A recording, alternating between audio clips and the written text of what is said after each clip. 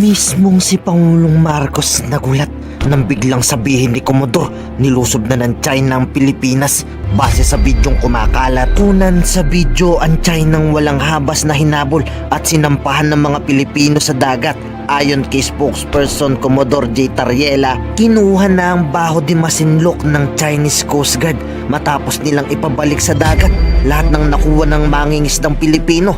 Pagmamay-ari na daw ng China sa dagat. Sa mga hindi nakakaalam, nangyari ang insidente matapos makipagkasundo ang China sa Pilipinas na makikipag-usap muna sila sa DFA bago ang komosyon nila sa dagat, pero niloko nila ang DFA. Minaltrato agad ang mga Pilipino sa dagat. Well, nangyari po itong video na to na kumalat sa social media kung saan naharas mga Filipino fishermen ng China Coast Guard noong January 12 ngayong taon. Accordingly, there were 5 China Coast Guard personnel na nangharas sa kanila. 4 dito ang bumaba ng rubber boat, ang isa yung at it is estimated na somewhere between 15 to 20 ang Filipino fishermen na nandito sa vicinity na to. But of course, we're still asking the testimonies from other Filipino fishermen na nandito sa panahon na naharas sila. Okay, sir, pakikwento nga po sa amin yung ikinuwento sa inyo ng mga kababayan nating mangingisda sa kanila pong naging karanasan habang sila po ay nasa Baho de Masinloc. Well, according to Mr. Jack Tabat, based on the affidavit that he signed and submitted to the Philippine Coast Guard, ang mga mangingisdang Pilipino ay lumapit sa bahura ng Baho de Masinloc dahil low tide. It would allow them na makapag-gather ng seashells dahil walang tubig. And then while they were gathering seashells, namataan nila ang China Coast Guard rubber boat na inilaunch from a China Coast Guard vessel na nagpapatulya dito sa area ng Baho de Masinloc at nilapitan sila.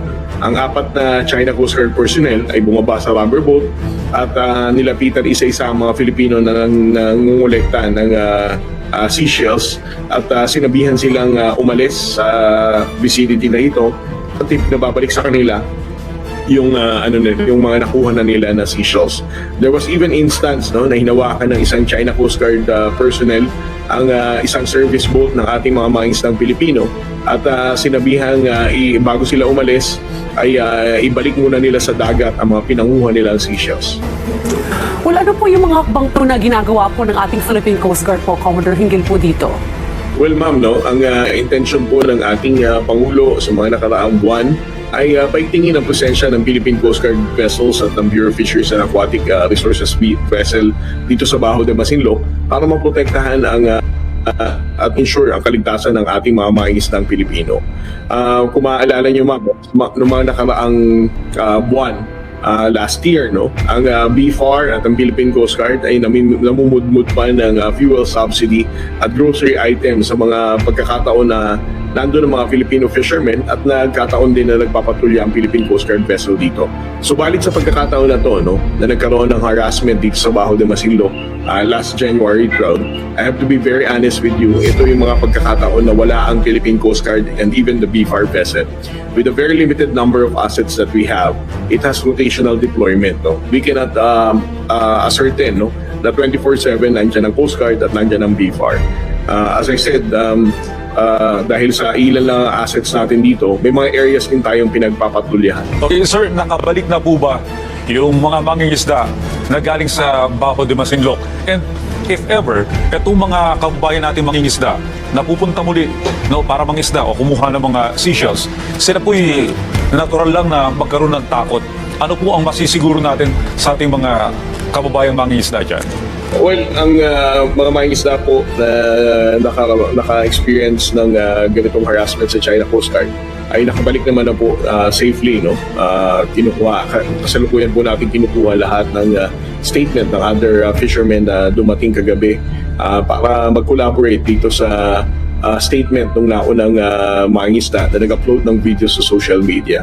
Pangalawa, regarding sa question na ano ang commitment ng ating pamahalaan, not just the Philippine Coast Guard, sa ating mga mangingisdang Pilipino, of course, ang ating pong komandante na si Admiral Ronnie Hilgaban ay handang tumugon naman po sa pag-uutos ng ating Pangulo na paigtingin ang presensya ng Philippine Coast Guard vessels dito And the same thing with the Bureau of Fisheries and Aquatic Resources. Ang programa po ng BFAR na mamahagi ng fuel subsidy at ng grocery items sa mga mangingisdang Pilipino na nangingisda sa BTF or sa Scarborough Shoal ay patuloy pa rin pong gagawin nila sa mga susunod na buwan. As I said, there are only instances na may mga times na wala talagang may time na may mawalang Coast Guard vessel at BFAR vessel dito dahil it has to go through rotation. No? For example, mga ilang araw na babalik muna ng Manila or ng Subic, and then saka lang mapapalitan ulit ng barko ng Philippine Coast Guard at ng BFAR. Gayun pa man po, makakaasa po ang mga Pilipinong mangingisda na ang national government po natin sa pag-utos po ng ating Pangulo ay atin pong hangad na ma-ensure at maprotektahan ang karapatan ng ating mga mangingisdang Pilipino. Okay, sir, sinabi mo, no, sa pagkakataong yun, wala ang PCG at BFAR nung nangyari yung insidente. Pero kung sakali, sir, na nandun yung presensya ng PCG, ito po ba'y gagawin pa rin ng China Coast Guard sa ating mga mangingisda? Well, I believe, sir, things could have been different. Atin na pong napatunayan sa mga pagkakataon na nagpatulya tayo dito sa Baho de Masinloc na very unusual po na harasin pa at kuhaan ng catches or even pabalik sa kanila ang mga nag-gather nila na seashells.